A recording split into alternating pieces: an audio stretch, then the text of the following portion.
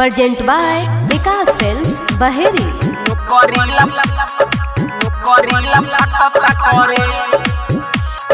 DJ Om श्रद्धा से करी पूजा पाठ ए मैया बानी गरीब कुछ करी ना उपैया। श्रद्धा से करी पूजा पाठ ए मैया बानी गरीब कुछ करी ना उपैया। पढ़िला जाता नहीं हाई स्कूल हमके कमे बमाई न वले हे श्रद्धा माई नौकरीला फटता करे हे श्रद्धा माई नौकरीला फटता करे नौकरीला फटता करे हे श्रद्धा माई नौकरीला फटता करे नौकरीला फटता करे नौकरीला फटता करे हे श्रद्धा माई नौकरीला फटता करे। पहला से पढ़त आईली नटर में बेटा के असबा एगो दिल के भीतर में पहला से पढ़त आईली नटर में बेटा के असबा एगो दिल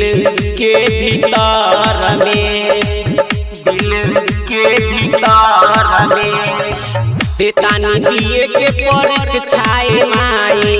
होके न दिहा तू त फेल हे श्रद्धा माई नौकरीला फटता करे हे श्रद्धा माई नौकरीला फटता करे नौकरीला फटता करे हे श्रद्धा माई नौकरीला फटता करे नौकरीला फटता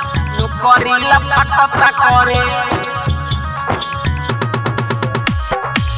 नौकरीला फटता करे हे श्रद्धा माई नौकरीला फटता करे। करब पूजा पाठ माई हम कोनो हाल में चाहे खुश रही चाहे दुख हाल में करब पूजा पाठ माई हम कोनो हाल में चाहे खुश रही चाहे दुख हाल में अमरजीत अपना के नौकरी दिला दो माई के फाटेला करे हे श्रद्धा माई नौकरीला फटता करे हे श्रद्धा माई नौकरीला फटता करे